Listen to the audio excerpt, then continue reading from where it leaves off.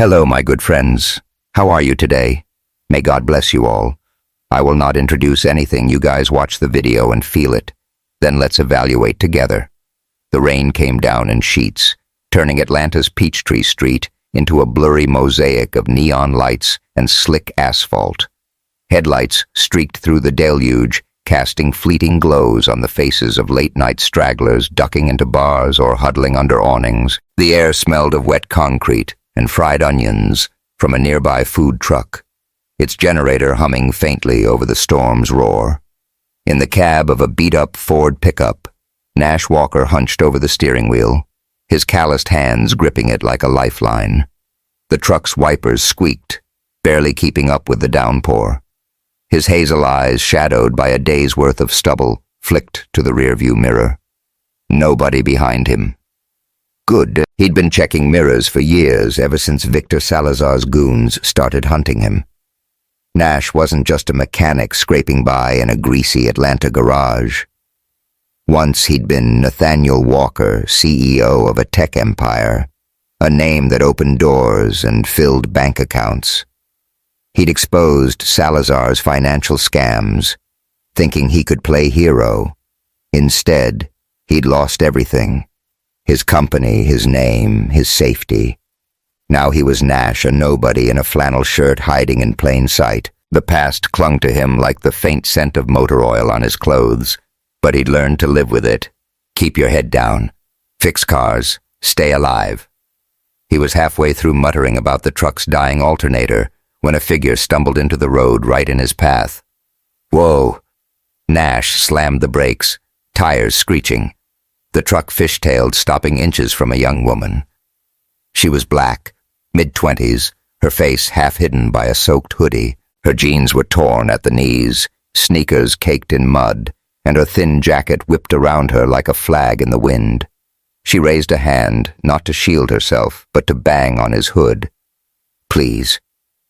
Her voice cut through the storm, raw and desperate. I need a ride. Nash's first instinct was to drive off.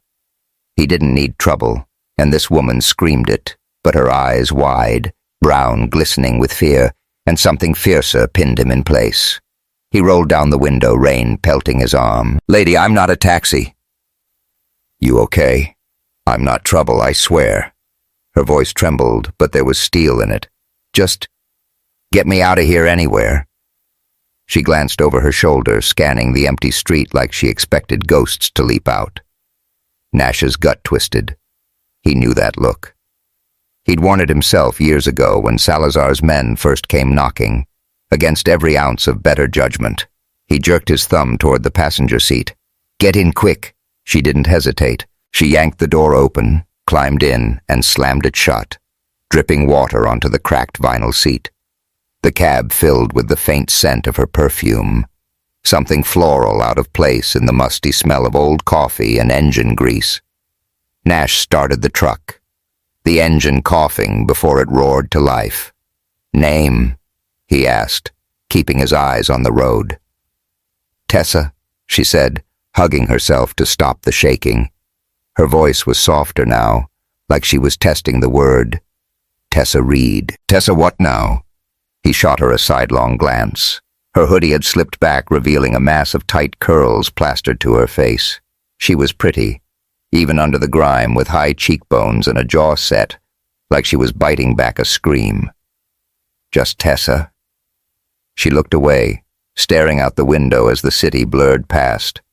Her hands fidgeted in her lap, twisting the hem of her jacket. Nash snorted, real reassuring. He didn't push, though. He'd learned long ago that secrets were currency, and he wasn't in the business of spending his. The truck rumbled through Midtown past glowing signs for dive bars and 24-hour diners. The radio crackled, playing a faint snippet of Alicia Keys' If I Ain't Got You. Tessa's lips moved slightly like she was mouthing the words to calm herself. Nash raised an eyebrow but said nothing. Music was her thing, apparently. They'd gone maybe 5 miles when headlights flared in the rearview mirror. Too close, too fast. Nash's grip tightened on the wheel. Tessa, you want to tell me who's after you? Nobody, she said too quick. Then softer. I don't know. Just keep driving. Not buying it. He glanced at her, catching the way her eyes darted to the side mirror.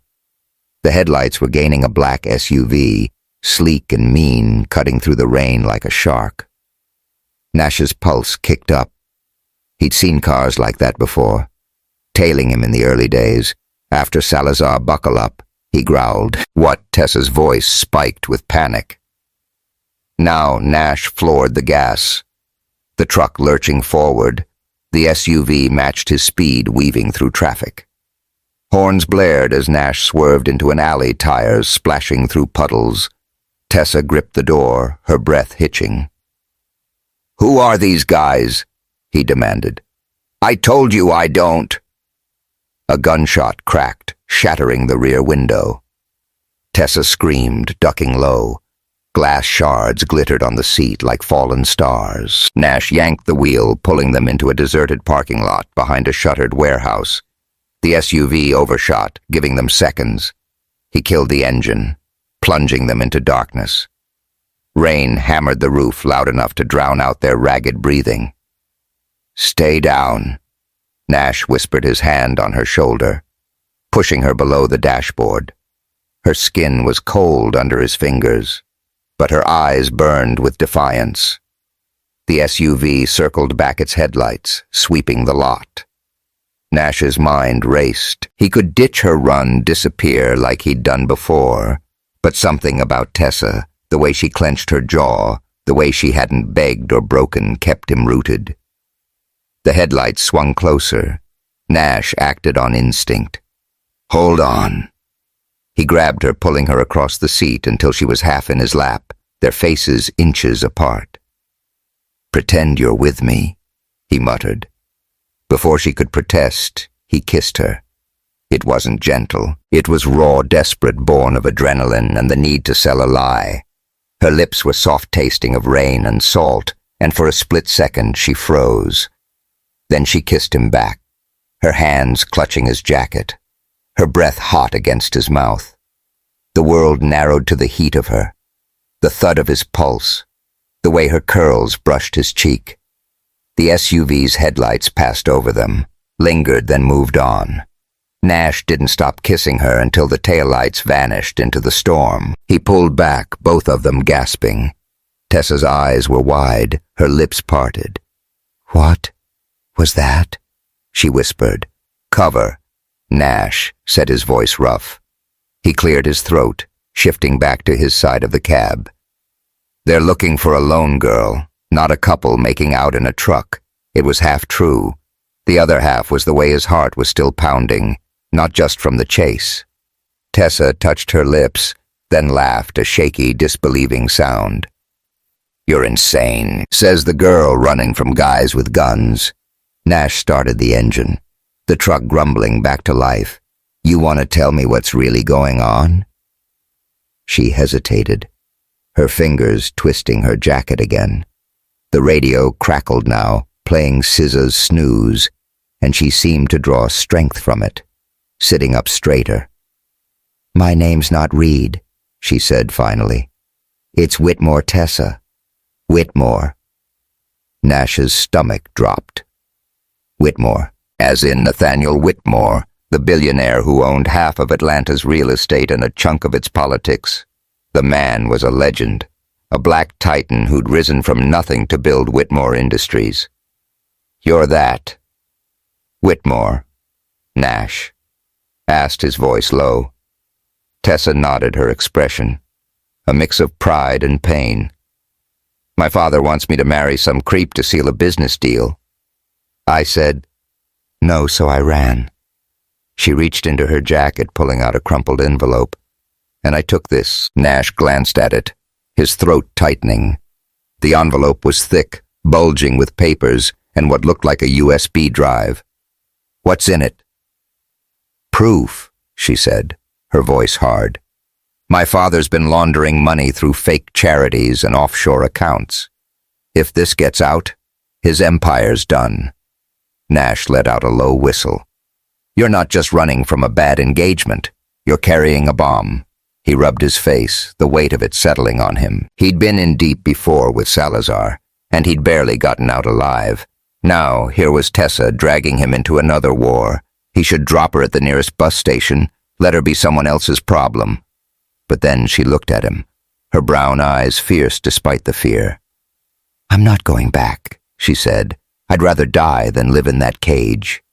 Something in her voice hit him like a punch. He'd felt that way once, when he'd walked away from his old life, leaving his fortune and his name behind. "All right," he said, his voice steadier than he felt. "We're in this now. But you gotta be straight with me, Tessa. No more secrets." She nodded, a flicker of gratitude crossing her face. "Deal." Nash turned the truck back onto the highway, the city's glow fading behind them. He needed a plan, a place to lie low. New Orleans was a few hours away, and he had a friend there, Lila May, who ran a coffee shop and owed him a favor. She'd ask questions, probably tease him to death, but she'd keep them safe. For now, that was enough. The rain eased to a drizzle, the road stretching dark and endless ahead. Tessa leaned against the window, her breath fogging the glass. She started humming softly, a snippet of Alicia Keys, her voice low and soothing. Nash glanced at her, the tension in his shoulders loosening just a fraction. "You always sing when you're scared?" he asked. She smiled, a small real thing. "Only when I'm trying to be brave," he chuckled, shaking his head. "You're something else, Tessa Whitmore." They drove in silence for a while, the hum of the tires and the faint music filling the space between them. Nash didn't know what lay ahead. More chases, more lies, maybe even betrayal. But for the first time in years, he felt something stir inside him. Not just the instinct to survive, but the urge to protect, to fight for someone else. Tessa wasn't just a passenger. She was a spark, and he was already caught in her flame. As the lights of Atlanta vanished in the rearview mirror, Nash made a choice. Whatever came next, he'd see it through. For her. Thank you for diving into the heart-pounding start of Nash and Tessa's journey. If you're hooked on stories of courage, love, and secrets that change everything, hit that subscribe button for soul-stirring stories. Drop a comment below. What do you think Tessa's hiding, and will Nash keep her safe?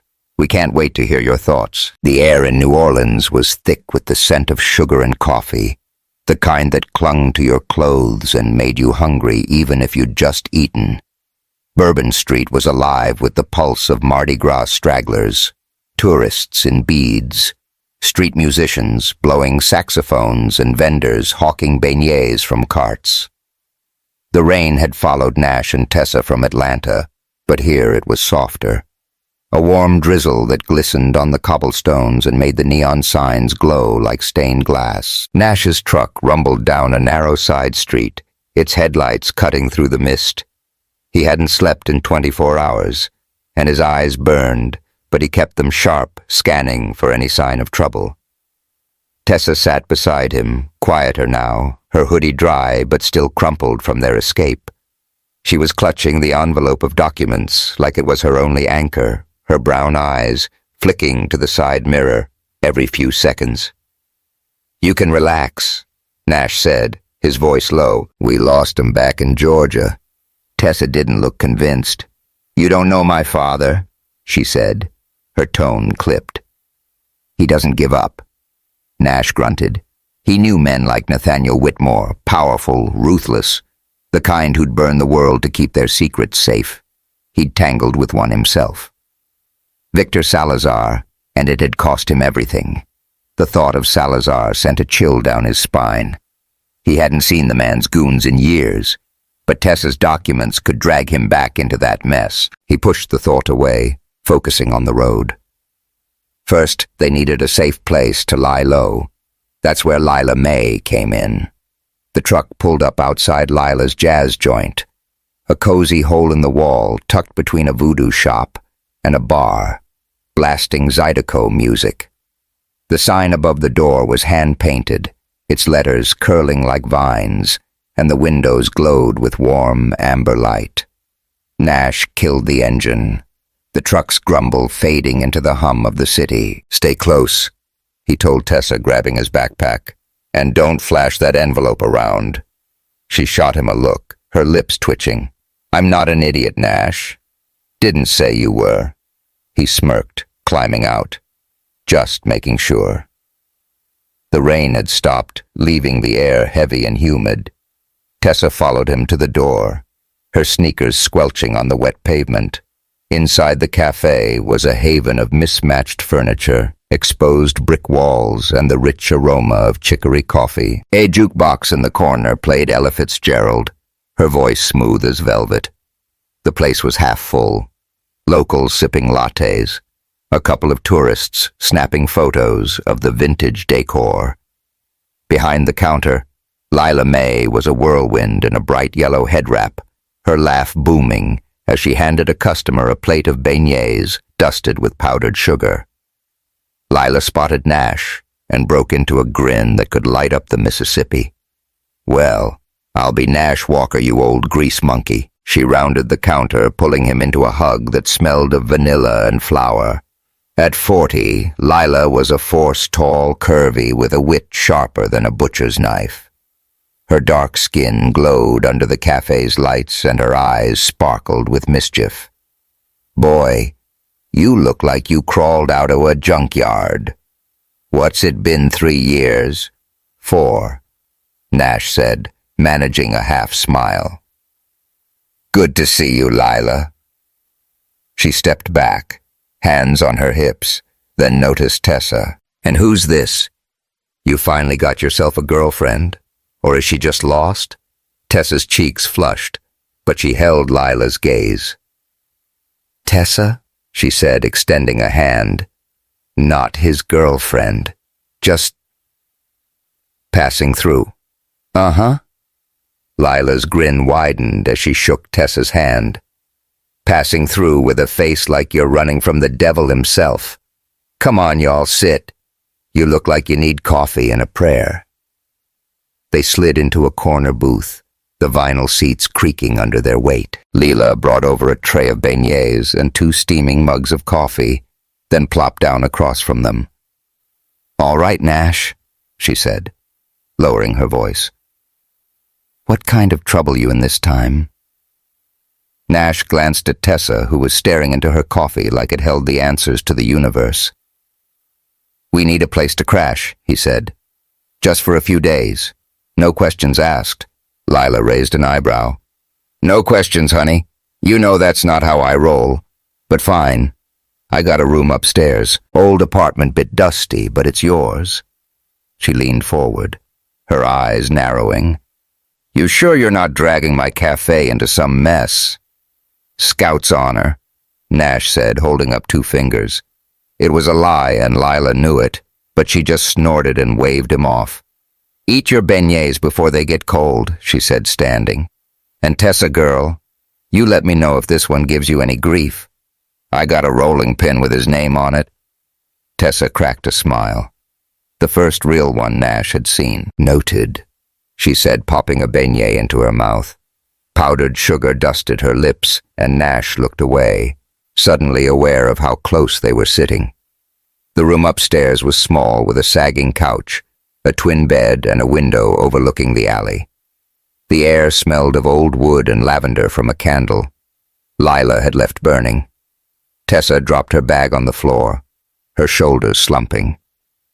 "This is nice," she said, though her voice was heavy with exhaustion. "It's safe," Nash corrected, tossing his backpack onto the couch. "That's what matters." He moved to the window, checking the alley below. No SUVs, no suspicious shadows. Yet Tessa sat on the bed, pulling the envelope from her jacket. She opened it, spreading papers across the quilt. Contracts, bank statements, a USB drive. Nash's eyes caught a name on one of the documents. Salazar Enterprises. His blood ran cold. Victor Salazar. The man who'd ruined him, who'd sent hired guns to silence him. The coincidence was too sharp to ignore Tessa, he said, keeping his voice steady. Where'd you get this? From my father's office, she said, not looking up. I grabbed what I could before I ran. Why? He hesitated. If he told her about Salazar, she'd ask questions he wasn't ready to answer. Questions about who he really was. Nathaniel Walker, the man who'd once had a penthouse and a private jet now reduced to fixing carburetors in a nowhere garage. Just curious, he said, turning back to the window. You sure this is everything? Her eyes narrowed. You're holding something back. Nash. Spill the tea. He chuckled, despite himself. Not everything's a reality show, Tessa. Some stuff's better left alone. She didn't push, but the air between them thickened with unspoken questions. To break the tension. Nash nodded at the jukebox downstairs, its faint music drifting up through the floorboards. You gonna sing me one of those Alicia Keys songs to lighten the mood? Tessa laughed, a soft, warm sound. Only if you dance to it. And trust me, I've seen your moves. You're no usher. Low blow, Nash said, grinning. I got rhythm somewhere, just buried under a decade of bad decisions.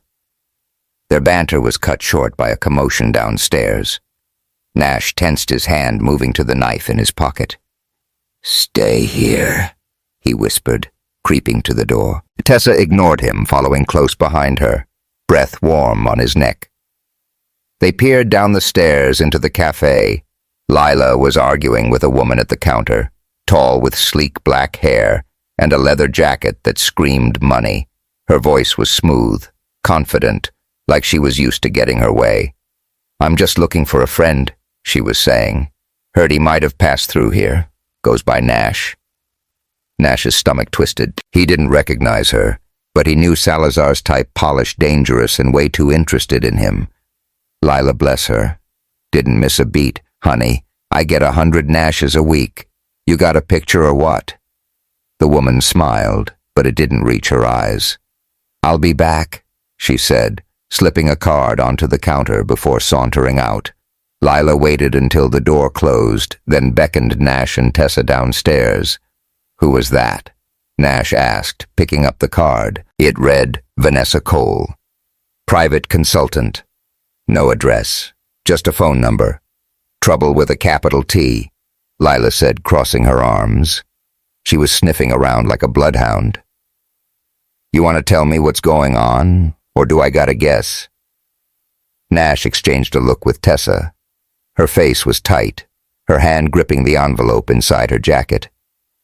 It's complicated, he said, but we're not staying long. Just need to figure out our next move. Lila sighed, then handed Tessa a fresh coffee. Girl, you stick with me if this fool gets you in deeper. I got a couch and a mean gumbo recipe. Tessa smiled, but it was strained. Thanks, Lila. I might take you up on that. Back upstairs. The mood had shifted. Tessa paced the small room, her curls bouncing with each step. That woman, Vanessa, she's working for my father, isn't she? She asked. Maybe Nash said, though his gut screamed. Salazar, or someone worse. Tessa stopped, her eyes locking onto his. You know something, don't you? About those papers, about why we're being hunted. He wanted to tell her. About Salazar, about the life he'd left behind, about the price on his head. But the words stuck in his throat. Trust was a fragile thing, and he wasn't ready to hand it over. Not yet. We're in this together, he said instead. That's what matters. She didn't look convinced, but she nodded. Sitting back on the bed, the candle flickered, casting shadows across her face. She started humming again, a snippet of Caesar's Garden, her voice low and soothing. Nash watched her, the knot in his chest loosening just a fraction. He didn't know what Vanessa wanted, or how long they could stay hidden, but for now, they were safe. For now, they had each other. Downstairs. The jukebox switched to a new song, and the city hummed on, oblivious to the storm brewing in their little hideout. Nash had a feeling it wouldn't stay quiet for long. The New Orleans night was electric, a kaleidoscope of jazz riffs, clinking glasses, and laughter spilling from Bourbon Street bars. Inside Lila's jazz joint, the air was warm with the scent of fresh-baked cornbread and the faint tang of spilled bourbon. The jukebox crooned a Nina Simone classic, her voice weaving through the chatter of locals and tourists crowded around wooden tables.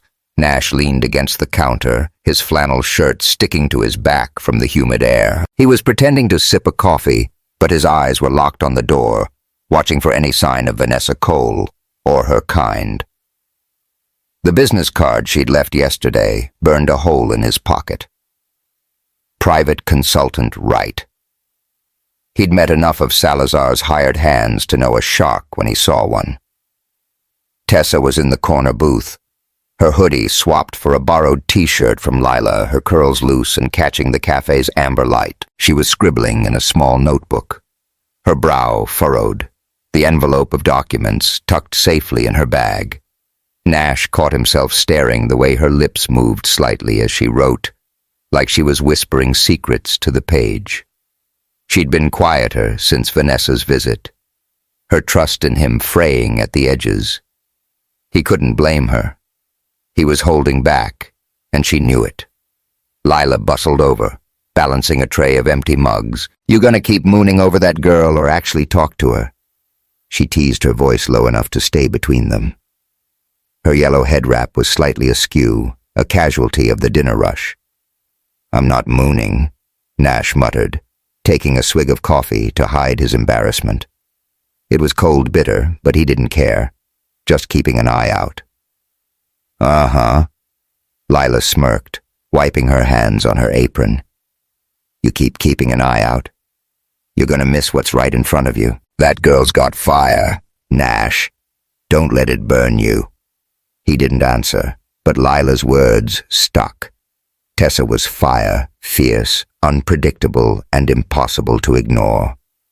Last night, when she taught him to sway to Sa's beat, in the cramped apartment upstairs, he'd felt it, the pull of something deeper than survival.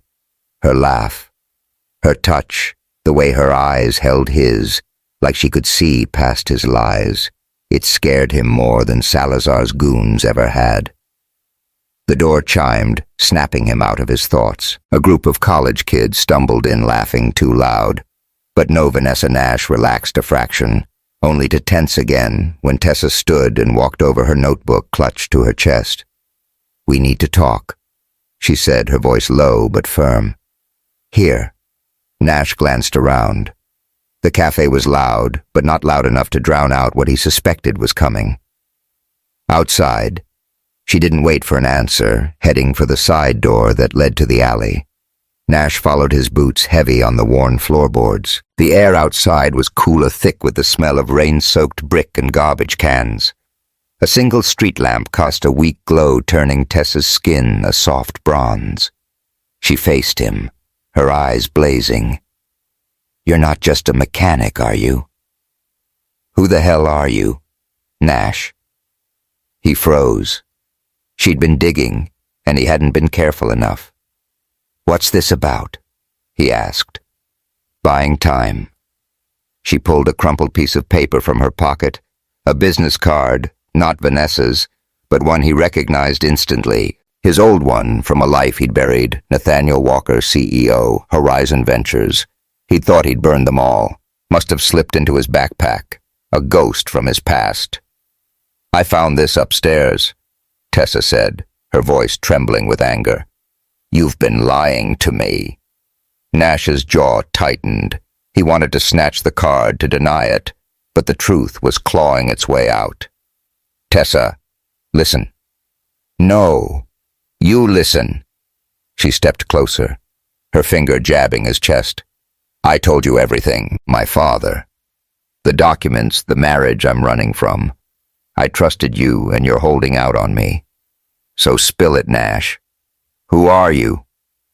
The alley felt smaller, the walls closing in. Nash ran a hand through his hair, the weight of years pressing down. "All right," he said, his voice rough. "You want the truth? My name's Nathaniel Walker. I used to run a tech company, had more money than I knew what to do with penthouse private jet, the whole deal. Then I crossed the wrong guy. Victor Salazar. He was cooking books, laundering money through my company. I blew the whistle, thought I was doing the right thing. Instead, he framed me, tanked my business, and put a price on my head I've been running ever since." Tessa's eyes widened, but she didn't back down. Salazar. The same name in my father's papers. Nash nodded his gut, twisting. "Yeah, your dad's mixed up with him. Those documents you've got. They're not just about Whitmore Industries. They tie to Salazar's network. That's why they're coming for you so hard." She took a step back, her breath hitching. "And you knew this? The whole time?" "Not the whole time," he said quickly. "I saw his name last night. I didn't say anything because, hell, Tessa, I didn't want you to think I was in this for me. I'm trying to keep us alive." Her face softened, but only a fraction. "You should have told me," she said. "We're supposed to be a team." "I know." He met her gaze, his voice steady. "I'm telling you now, no more secrets. You've got my word." For a long moment she just looked at him, the street lamp catching the sheen of her curls. Then she nodded, tucking the card back into her pocket. "Okay," she said, "but if you pull this again, I'm gone." "Fair enough," Nash said, a small smile tugging at his lips. "You're tougher than you look, Whitmore." She smirked, brushing a curl from her face. "You have no idea." They might have said more, but a shout from inside the cafe cut through the moment. Lila's voice, sharp and urgent. "Nash, get in here now." They bolted back inside, the air thick with tension. The cafe had cleared out except for a few stragglers nursing drinks. Lila was behind the counter, her face tight, a phone pressed to her ear. She hung up as they approached. "Trouble," she said, pointing to the window. Across the street, two men in dark jackets lingered, their eyes scanning the cafe. One held a phone, snapping a photo. "Salazar's guys?" Tessa asked, her voice low. "Or your dad's?" Nash said, his hand brushing hers, a silent reassurance. "Lila, we need to move." "Already on it," Lila said, tossing him a set of keys.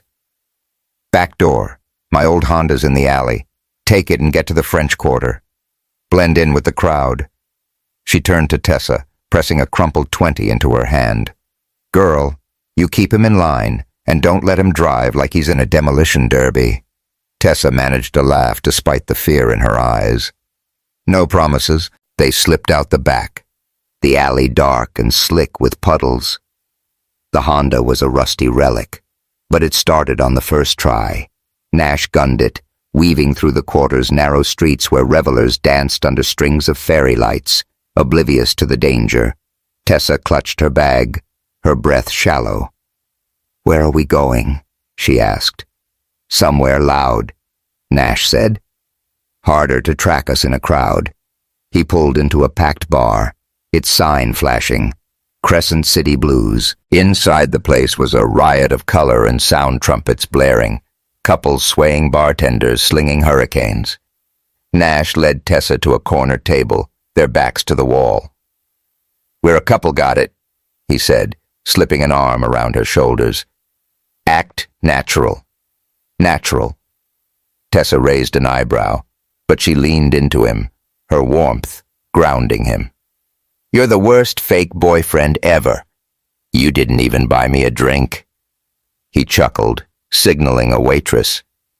"Gimme a chance, woman. 2 sodas, please," he told the server, keeping it light. The last thing they needed was alcohol clouding their heads. As the band struck up a new song, Tessa's foot tapped to the beat, her eyes scanning the room.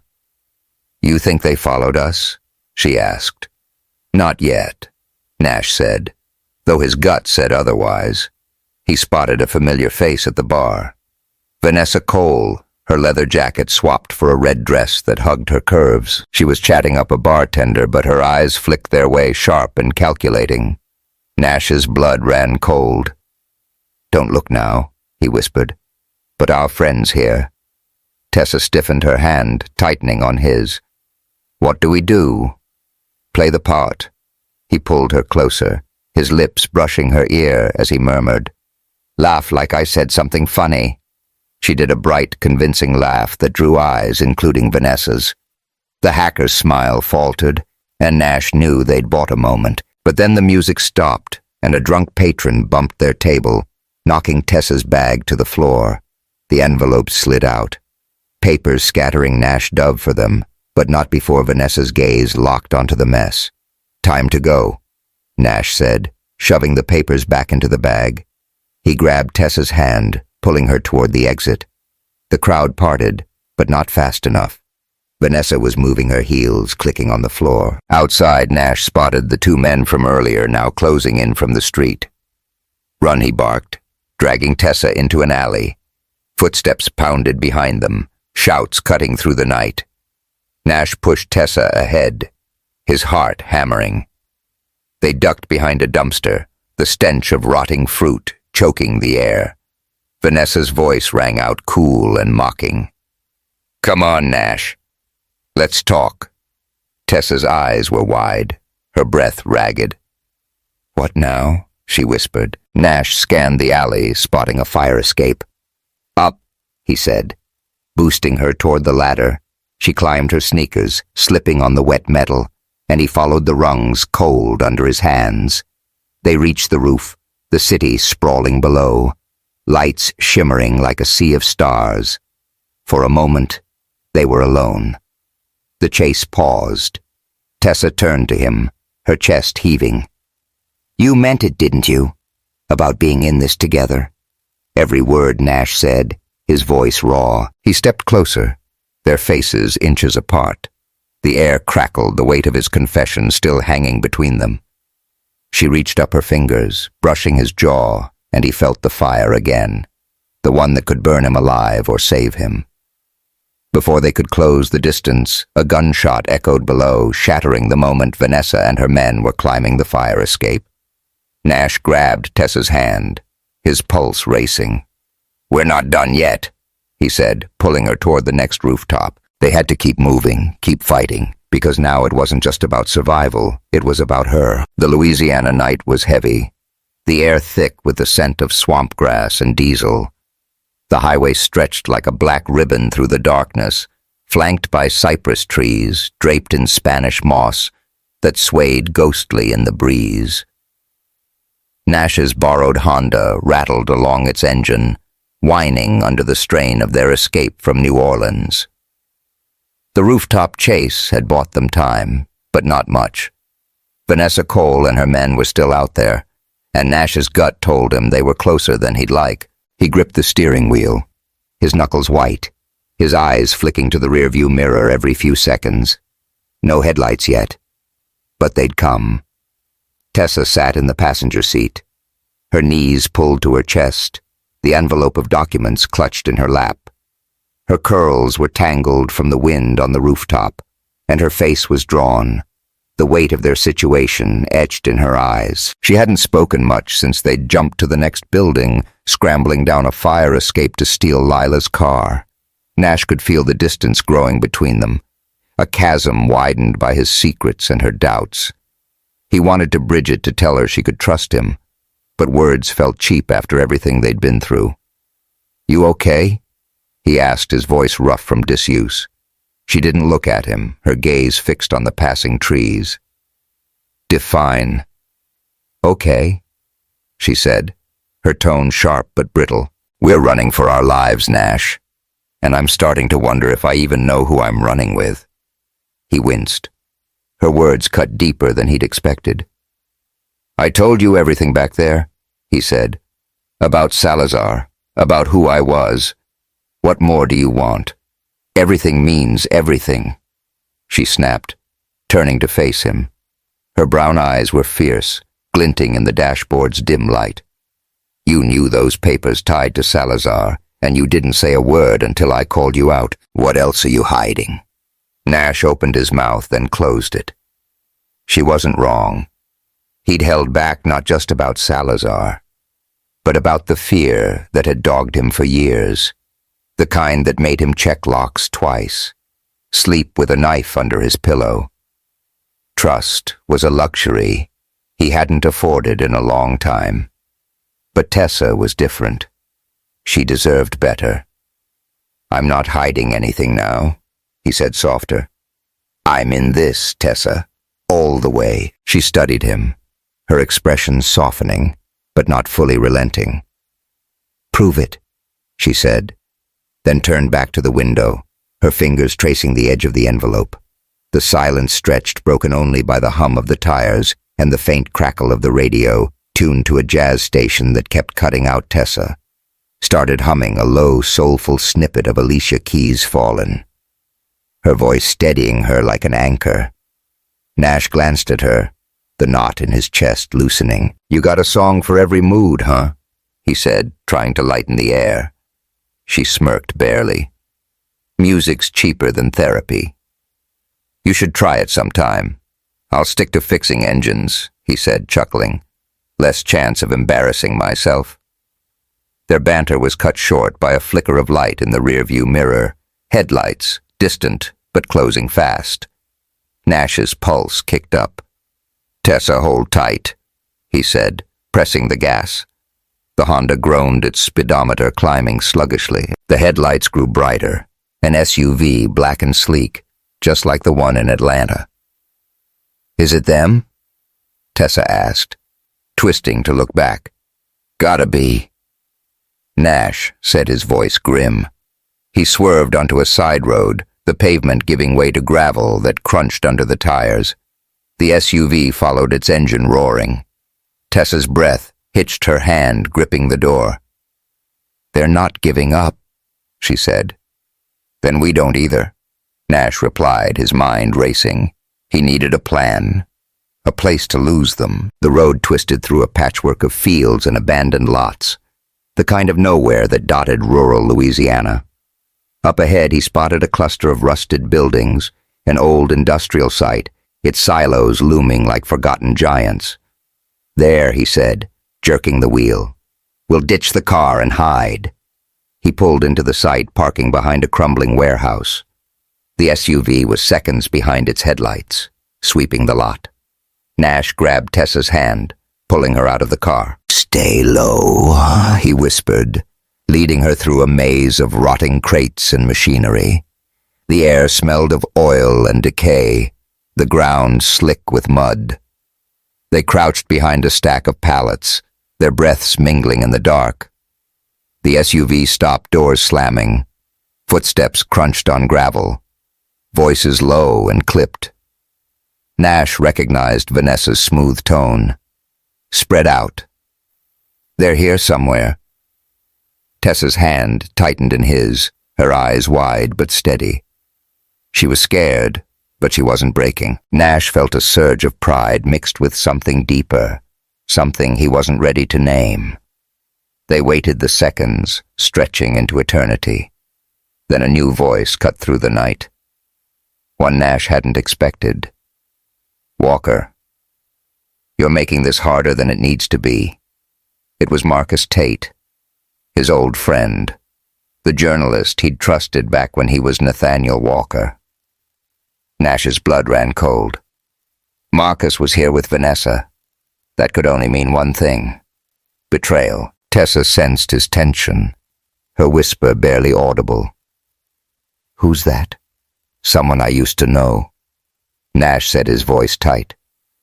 Stay quiet. Before he could plan their next move, Tessa's bag slipped a corner of the envelope, catching the moonlight. A shout went up, and footsteps converged. Nash cursed under his breath. Run, he hissed, pulling her toward the warehouse. They sprinted inside the darkness, swallowing them. The building was a labyrinth of rusted beams and broken machinery, the air thick with dust. Nash led Tessa to a staircase, their footsteps echoing on the metal steps. They reached a small office, its door hanging off its hinges. Nash barricaded it with a desk, his hands shaking. Tessa leaned against the wall, gasping. "They're going to find us," she said, her voice trembling but resolute. "Not if I can help it," Nash said, checking the window. The drop was too high, the alley below crawling with men. They were trapped. He turned to her, his chest tight. "Tessa, listen. If they get me, you take that envelope and run. Get it to someone who can use it. Press FBI, anyone." Her eyes flashed with defiance. "I'm not leaving you." "You might have to," he said, his voice raw. "This isn't just about us anymore. Those papers could take down your dad. Salazar, all of them." She stepped closer, her hand gripping his arm. "We're in this together, remember? You said it yourself." He looked at her, the fire in her eyes burning through his doubts. She was right. They were a team, and he'd be damned if he let her down. "All right," he said, a small smile breaking through. "Together it is." The moment was shattered by a crash downstairs. Vanessa's men breaching the warehouse. Nash braced himself. But then Tessa did something unexpected. She pulled him close, her lips crashing into his. The kiss was fierce, desperate, a collision of fear and hope. Her hands cupped his face, her breath hot against his, and for a heartbeat the world fell away. The taste of her, the warmth of her was everything he hadn't known he needed. When they pulled apart, her eyes were shining. "That's for luck," she said, her voice shaky but strong. Nash chuckled despite the chaos. "You're gonna kill me before they do. Keep up, Walker." She teased a spark of her old fire, returning. The door rattled, voices shouting outside. Nash grabbed a length of pipe from the floor, ready to fight. But then Tessa's phone buzzed a message from an unknown number. "Meet me at the old mill. Bring the documents. Come alone." It was signed Marcus. "It's a trap," Nash said, his gut screaming. "Or a chance." Tessa said, her jaw set. "If he's got a buyer for these papers, we could turn the tables." Nash didn't like it, but she was right. They were out of options. "Fine," he said, "but we do this my way." They slipped out a side window, dropping to the ground with a thud. The mill was a mile away, a derelict structure hidden in the swamp. Nash drove the Honda's headlights off to avoid detection. Tessa hummed softly, a snippet of Maya Angelou's "Still I Rise," woven into her melody, her way of steeling herself. Nash reached over, squeezing her hand. "You're tougher than me," he said.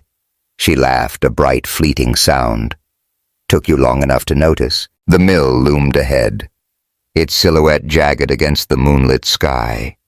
Nash parked in the shadows, his heart pounding. "Stay close," he whispered. They crept inside, the air damp and heavy with the smell of mildew. Marcus was waiting alone, his glasses glinting in the faint light. "You brought the papers?" he asked, his voice too smooth. Tessa held up the envelope but didn't hand it over. "What's your deal, Marcus? Why are you with them?" Marcus sighed, pulling a gun from his jacket. "Money. Tessa Salazar pays better than principals." Nash lunged, but Vanessa appeared from the shadows, her own gun trained on Tessa. "Don't," she said, her voice cold. "Give me the envelope and maybe you walk away." Tessa's eyes met Nash's, a silent agreement passing between them. She tossed the envelope at Vanessa's feet, but as the hacker bent to grab it, Nash tackled Marcus, the gun skittering across the floor. Tessa dove for it, her fingers closing around the handle. "Back off," she shouted, aiming at Vanessa. The hacker froze, her smile venomous. "You're making a mistake," she said. But she backed away, disappearing into the dark with Marcus. Nash staggered to his feet, blood trickling from a cut on his forehead. Tessa rushed to him, her hands trembling as she touched his face. You came back, she whispered, her voice breaking. You always come back. Always will, Nash said, pulling her into his arms. The kiss from earlier echoed between them, but this moment was softer, deeper, a promise. They stood there holding each other, the mill's silence wrapping around them like a shield. But the victory was short-lived. Headlights flared outside, engines roaring. Vanessa hadn't left. She'd called reinforcements. Nash grabbed the gun, his heart sinking. We need to move, he said, pulling Tessa toward the back exit. They slipped into the swamp, the mud sucking at their shoes, the night alive with danger. They found a rundown motel an hour later, its neon sign flickering. Vacancy. Inside the room smelled of stale cigarettes and cheap air freshener, but it was safe. Tessa sank onto the bed, her face pale. We can't keep running like this, she said. We won't. Nash said, sitting beside her. I've got a contact. A lawyer in New Orleans. He can get those papers to the right people. We end this, Tessa, together. She nodded her hand, finding his. Together, she echoed, her voice steady, despite the fear. As the night settled around them, Nash knew they were far from safe. Vanessa was still out there, and Marcus's betrayal cut deep. But with Tessa beside him, her strength mirroring his own, he felt something he hadn't in years. Hope. They'd fight, they'd run, and maybe, just maybe, they'd win. The New Orleans. Dawn broke soft and golden, painting the Mississippi River with streaks of amber and pink. The city was waking up, street vendors firing up their grills, the air filling with the smoky scent of andouille sausage and fresh coffee. But in the cramped motel room where Nash and Tessa had holed up, the world felt far from peaceful. The room was a time capsule of faded wallpaper and a lumpy mattress, the kind of place that smelled like desperation and cheap bleach. Nash sat on the edge of the bed, his hands clasped, his eyes fixed on the peeling linoleum floor. The cut on his forehead throbbed, a reminder of their narrow escape from the mill. Tessa stood by the window, her silhouette sharp against the thin curtains, her curls catching the morning light. She was humming again, a low, soulful riff from Caesar's Good Days, her way of holding herself together. They'd been running too long, and Nash knew it. Vanessa Cole, Marcus Tate, and whoever else was hunting them, whether for Nathaniel Whitmore or Victor Salazar, weren't going to stop. The envelope of documents now safely tucked in Tessa's bag was their only leverage, a ticking bomb that could either save them or bury them. Nash had made a call last night to an old lawyer friend, Elena Harper, who'd worked with him back when he was Nathaniel Walker tech mogul. Elena was sharp-connected and, most importantly, clean. If anyone could get those papers to the feds or the press, it was her. But first, they had to survive long enough to make the handoff. Tessa turned, her brown eyes meeting his. "You're quiet?" she said, her voice soft but probing. "What's going on in that head of yours?" He managed a half-smile.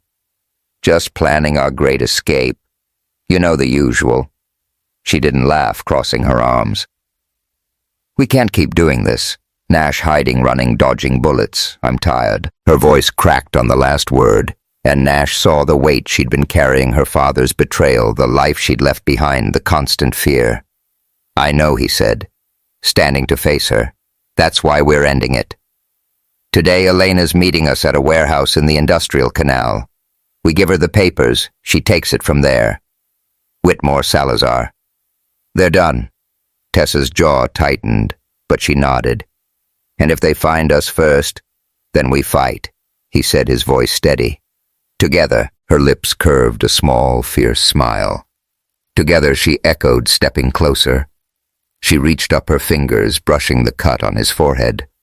Her touch light, but electric. "You're a mess, Walker," says the woman who dragged me into this, he teased, catching her hand. Their fingers intertwined, and for a moment The room felt smaller, warmer, the world outside fading. He wanted to kiss her again, like he had in the mill. But a knock at the door broke the spell. Nash tensed, reaching for the gun on the nightstand. Tessa stepped back, her breath hitching. "Who is it?"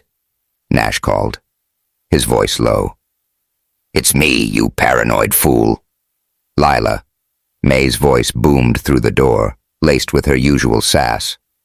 "Open up before I kick this thing down." Nash exhaled, lowering the gun. He opened the door, and Lila swept in a vision in a purple sundress and a straw hat carrying a paper bag that smelled like heaven. "Brought y'all some breakfast," she said, setting the bag on the bed.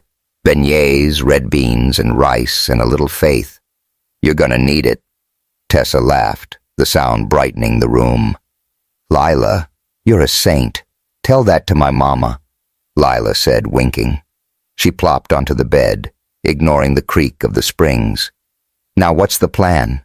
'Cause I know you two ain't just sightseeing." Nash exchanged a look with Tessa. Lila had already risked too much, but she was family or as close as he'd ever get. "We're meeting someone to hand off the documents," he said. "After that, we're out." Lila's eyes narrowed. "And those folks chasing you? That fancy lady in the red dress?" "Vanessa," Tessa said, her voice hard. "She's working for someone, my father. Or worse." "Worse is right," Nash muttered, thinking of Salazar. He didn't tell Lila the full story about his past, about the price on his head. The less she knew, the safer she'd be. Lila studied them, then nodded. "All right, I'm coming with you." "Don't argue," she added, holding up a hand as Nash opened his mouth. "You need someone to watch your back, and I ain't letting you mess this up." Tessa grinned, popping a beignet into her mouth. "I like her," she said to Nash, powdered sugar dusting her lips. "Yeah, she grows on you," Nash said, shaking his head. "Like mold." Lila swatted his arm, laughing. "Watch it, grease monkey. I'm the best thing you got." The warehouse was a hulking relic on the edge of the industrial canal, its corrugated walls rusted and pocked with bullet holes from some forgotten fight. The air smelled of brackish water and engine oil, the river's hum, a low backdrop to the city's distant pulse. Nash parked the Honda behind a stack of shipping crates, his eyes scanning the empty lot. Elena was due in an hour, but every shadow felt like a threat. Tessa sat beside him, her bag clutched tight, her face set with determination. Lila was in the back, fiddling with her phone, muttering about bad service. "Place gives me the creeps," Lila said, peering out the window.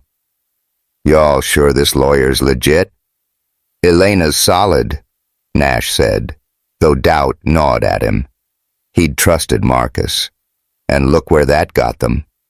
"We just need to stay sharp." Tessa nodded her hand, brushing his. "We've got this," she said, her voice steady. She started humming again, a line from Maya Angelou's "Still I Rise," the words woven into a melody that felt like defiance. "You may shoot me with your words, but still like dust.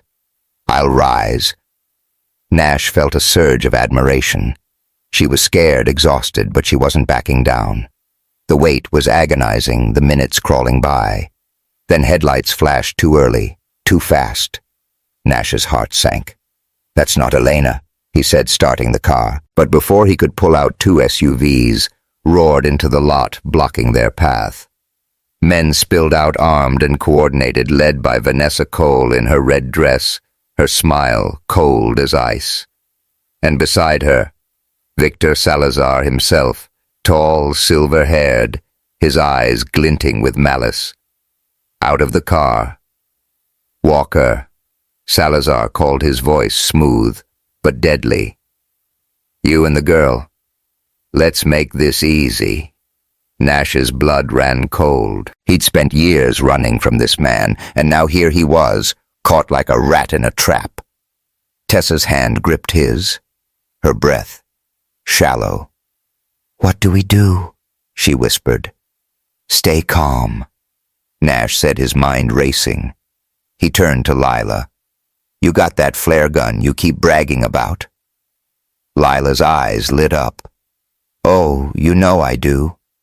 She reached into her bag, pulling out a battered flare gun. What's the play, distraction? Nash said. On my signal.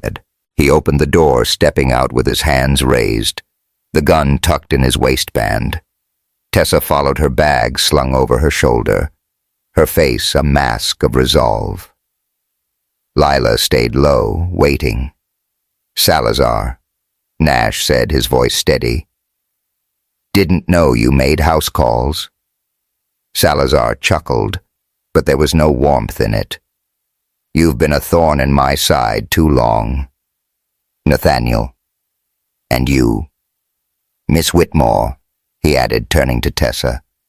Have something that belongs to me. Belongs to you. Tessa snapped, her voice fierce. These papers belong to the truth. You and my father can't bury it. Salazar's smile faded. Hand them over, or this gets messy. Nash caught Lila's eye through the windshield. Now he mouthed. Lila fired the flare gun, the bright red streak arcing into the sky, illuminating the lot like a firework. The men flinched, distracted, and Nash moved. He tackled the nearest gunman, wresting the weapon free. Tessa dove behind a crate, pulling the gun from her bag. Shots rang out, bullets sparking off the warehouse walls. Lila, get out, Nash shouted, firing back. Lila scrambled from the car, ducking low as she ran to Tessa. The fight was chaos, a blur of shouts and gunfire. Nash took down another man, his training from a past life kicking in, but Salazar was closing in, his gun aimed at Tessa. Enough, Salazar roared, grabbing Tessa's arm. She struggled, but he was stronger. Dragging her toward the SUV, Nash's heart stopped. He sprinted forward, ignoring the pain in his side where a bullet had grazed him. Let her go, he yelled, aiming at Salazar. The older man laughed, pressing his gun to Tessa's temple. Drop it, Walker, or she's done. Tessa's eyes met Nash's calm, despite the fear. Do it, she mouthed, her voice barely audible. Trust me. Nash hesitated, then lowered his gun, his hands shaking, but Tessa was ready. She stomped on Salazar's foot, twisting free, and Nash lunged, tackling him to the ground. They grappled, fists flying, until Nash landed a solid punch, knocking Salazar out cold. Tessa grabbed the envelope, her breath ragged. We need to go, she said, pulling Nash to his feet. Sirens wailed in the distance. Lila's flare had done its job, drawing attention. The remaining men scattered Vanessa, vanishing into the chaos. Nash, Tessa, and Lila sprinted to the Honda, peeling out as police cruisers flooded the lot. Tessa clutched the envelope, her hands trembling. We did it, she whispered, disbelief in her voice. Not yet, Nash said, his eyes on the road. But we're close. They ditched the car in a quiet neighborhood, finding shelter in an abandoned boathouse by the river. The air was damp, the walls creaking, but it was safe. Leela slumped against a wall, fanning herself with her hat. Lord, I'm too old for this spy stuff, she said, then laughed. Dropped my phone in the river, too. That's my cardio for the year. Tessa grinned, hugging her. You're a hero. Lila.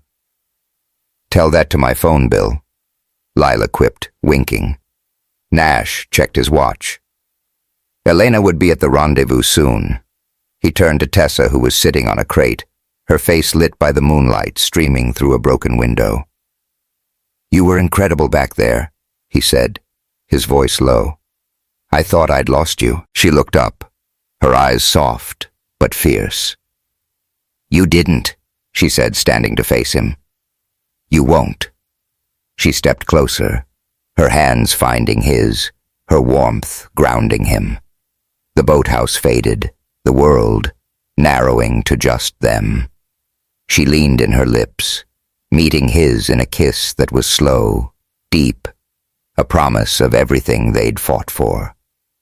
Her breath was warm, her hands steady on his chest, and Nash felt the last of his walls crumble. When they pulled apart, her smile was radiant. "We're going to finish this," she said. "Damn right," Nash said, his heart full. As the sirens faded and the river lapped against the boathouse, Nash knew they'd won this battle. But the war wasn't over. Elena would take the documents, but Salazar's network was vast, and Whitmore was still out there.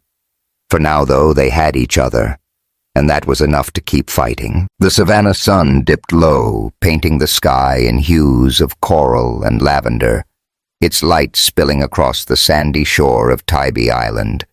The ocean whispered against the beach, a gentle lullaby of waves that carried the salty tang of freedom. In the heart of a quiet coastal neighborhood, nestled among wind-bent pines and weather-worn cottages, stood a small wooden cabin. Its paint was peeling in spots, the porch creaking underfoot. But it was sturdy, proud, a testament to new beginnings. Inside, the air smelled of fresh coffee and jasmine, a candle flickering on the kitchen table, where Tessa Whitmore sat scribbling in her battered leather journal. Her curls were loose, catching the golden glow from a nearby lamp, and she hummed softly a snippet of Alicia Keys' "No One," her voice weaving peace into the evening. Across the room, Nash Walker leaned against the counter, a mug of black coffee in his hand, his hazel eyes tracing the lines of her face. He was still getting used to this, the quiet, the warmth, the way Tessa's presence filled the spaces he'd long kept empty. 6 months ago, they'd been fugitives, dodging bullets and betrayal in New Orleans. Now they were home. Not just a place, but a feeling built from the ashes of their old lives. The documents Tessa had stolen from her father, Nathaniel Whitmore, had done their job. With Elena Harper's help, they'd reached the feds and the press, exposing a web of corruption that brought down Whitmore Industries and Victor Salazar's empire. Whitmore was in prison. Salazar was awaiting trial, and Vanessa Cole had vanished, a ghost in the wind. Marcus Tate's betrayal still stung, but Nash had let it go. The past was heavy, but he was done carrying it. They'd chosen Savannah for its slow rhythm, its history of resilience, its way of folding you into its embrace. They'd bought the cabin with a fraction of Nash's hidden fortune, the rest funneled into a dream they'd built together. Freedom Motors, a garage on the edge of town that fixed cars and gave second chances. They hired locals, taught kids to wrench, and turned the shop into a community hub. But their real pride was the community center. They'd funded Next Door, a place for after-school programs, job training, and music lessons. Tessa had insisted on the music room, her eyes lighting up as she imagined kids discovering the same solace she'd found in R&B and jazz. "Still writing that novel?" Nash asked, his voice teasing as he set his mug down. Tessa looked up, her smile sly. "It's a memoir. Smart guy. Gotta tell the world how I survived your terrible driving." He laughed, crossing to her. "Terrible I got us out of New Orleans in one piece?" "Barely," she shot back, closing her journal. "You owe Lila a new car for that poor Honda." Nash grinned, thinking of Lila May, who'd visited last month, her laughter filling the cabin as she recounted her heroics in the warehouse fight. She'd brought a new phone waterproof, she'd bragged, and a batch of beignets that didn't survive the night. "Lila's probably still telling everyone she's a secret agent," he said, sliding into the chair beside Tessa. "Wouldn't put it past her." Tessa said, her eyes sparkling. She reached for his hand, her fingers warm and steady. "You think she'll crash our grand opening next week?" "Count on it," Nash said. "She'll probably bring a megaphone." The community center's opening was their next big step, a celebration of everything they'd fought for. They'd poured their hearts into it. Tessa, designing the music program, Nash, mentoring teens in the garage. The locals had embraced them, not asking too many questions about their pasts. In Savannah, who you were mattered less than who you chose to be. But not everything was settled. Last week, a letter had arrived at the garage. No return address, just a typed note. Salazar's gone, but his friends aren't. Watch your back. Nash hadn't shown it to Tessa yet, not wanting to dim her light. He'd hired a private investigator to dig into it, using the last of his old contacts. For now, they were safe, but he knew better than to let his guard down. Tessa sensed his shift in mood, her thumb tracing circles on his hand. "What's up?" she asked, her voice soft. "You've got that look again." He hesitated, then decided against mentioning the letter. "Just thinking about how we got here," he said, his voice low. "From that rainy night in Atlanta to this." Her smile was tender, her eyes holding his. "Crazy, right? I thought you were going to ditch me at that gas station." "Nah," he said, leaning closer. "You had me the second you started singing off-key." She laughed, swatting his arm. "Rude. My voice is a national treasure." Keep telling yourself that he teased, but his tone was warm, his heart full. He stood pulling her to her feet. "Come on, let's take a walk. Sun's setting, and I'm not spending it cooped up." They stepped onto the porch, the evening breeze carrying the scent of salt and pine. The beach was a short walk, the sand cool under their bare feet. Tessa slipped her arm through his, her head resting on his shoulder as they strolled. The waves rolled in their rhythm, steady, timeless.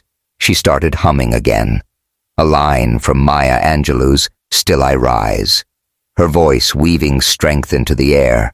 Nash listened, marveling at her resilience, her fire. She'd faced her father's empire, Salazar's threats, and come out stronger, her spirit unbroken. They stopped near a driftwood log, its surface bleached white by the sun. The sky was a blaze of color, the stars just beginning to peek through. Nash turned to her, his heart pounding. He'd been carrying something in his pocket for weeks, waiting for the right moment. Now, with the ocean as their witness, it felt perfect. He dropped to one knee, pulling out a simple silver ring, its band etched with a tiny wave pattern. Tessa's breath caught her eyes, widening Tessa. "Whitmore," he said, his voice steady despite the nerves. "I don't have a mansion or a jet. Just me. Just us. No past, no chains. Only the road ahead. I want to walk it with you. Every step, every day. Will you marry me?" Tears glistened in her eyes, but her smile was radiant, brighter than the sunset. "Yes," she whispered, her voice breaking. "Yes, Nash. 1,000 times. Yes." She knelt, throwing her arms around him, her laughter mingling with her tears. He slipped the ring onto her finger, his hands trembling, and kissed her slow, deep. A promise sealed in salt and starlight. Her lips were warm, her breath a soft sigh against his, and the world felt right whole. They stayed there, wrapped in each other, until the sky darkened and the stars exploded above. Tessa pulled back her eyes, shining. "You planned this, didn't you?" she said, nudging him. "Romantic beach proposal. You're smoother than I thought. Had to step up my game," he said, grinning. "Couldn't let you outshine me forever." She laughed, the sound carrying over the waves. "Keep dreaming." Walker. Back at the cabin, they sat on the porch, a blanket draped over their laps, the golden light from the windows spilling around them. Lila called, her voice crackling through the speakerphone. "Y'all better not be throwing a party without me," she said, her laugh booming. "Heard about that ring, Nash, from fugitive to fiancé." "You're moving fast," Tessa giggled, holding up her hand to admire the ring. "He's got good taste," she said. "You coming to the wedding?" "Lila." "Try and stop me," Lila said. "But if I spill champagne, it's on you." She hung up her laughter, echoing in the night. The grand opening of the community center was a week later, a joyful chaos of music, food, and neighbors. Kids ran through the new music room, banging on drums Tessa had donated. Teens tinkered with engines in the garage. Nash guiding their hands with a patience he'd never known he had. Lila arrived true to form with a megaphone she didn't need shouting. "Welcome to Freedom Motors, y'all, best garage in Georgia." The crowd laughed, and Tessa pulled her into a hug, whispering, "Thanks for everything." As the day wound down, Nash and Tessa stood outside the center watching kids play basketball on the new court they'd funded. The air smelled of barbecue and sea salt, the sunset casting a warm glow over Savannah. Tessa leaned against him, her journal tucked under her arm. "We did good," she said, her voice soft. "We did," Nash said, kissing her forehead. "But we're not done, not by a long shot." She looked up, her eyes curious. "What's that mean?" He thought of the letter, the shadow of Salazar's network still lurking. He'd tell her soon when the time was right. For now, he wanted her to have this moment, this peace. "Means I'm sticking with you," he said, his voice warm. "Wherever this road takes us." She smiled, her hand finding his. "Good. 'Cause I'm not letting you go, under the Savannah sky with the ocean singing and their community thriving." Nash and Tessa knew they'd found their home. The past had broken them, but together, they'd rebuilt something stronger, something true. A shooting star streaked above a flash of hope in the darkness, and they didn't need to speak. They had each other, and that was enough. Thank you for joining Nash and Tessa on this unforgettable journey of courage, love, and second chances. If you believe in the power of hope and the beauty of starting over, hit that subscribe button for soul-stirring stories. Drop a comment below. What's next for Nash and Tessa? A wedding, a new adventure, or another fight? We can't wait to hear your thoughts. Stay with us for more stories that touch the heart and lift the soul.